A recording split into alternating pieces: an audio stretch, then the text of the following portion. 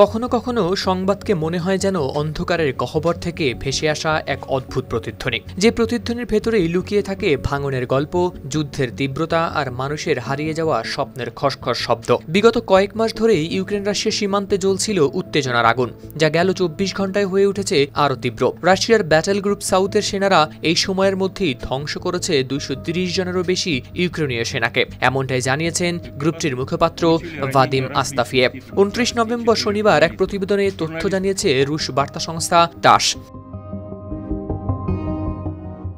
মুখপাত্র ভাদিম আস্তাফিয়েভ বলেন, রুশ যৌথ বাহিনীর ইউনিট এবং আক্রমণকারী ড্রোন ইউনিটগুলো ইউক্রেনের ৫টি সাজোয়া যুদ্ধযান, যার ৩টি পশ্চিমাদের নির্মিত, ১৯টি অটোমোবাইল, ৪টি ফিল্ড আর্টিলারি গান, একটি ইলেকট্রনিক ওয়ারফেয়ার স্টেশন এবং ৪টি গোলাবারুদ ও জ্বালানির গুদামও ধ্বংস করেছে। এদিকে সেভেরক্স দিকের হামলাগুলোও ছিল আরও অবাক করা তীব্র।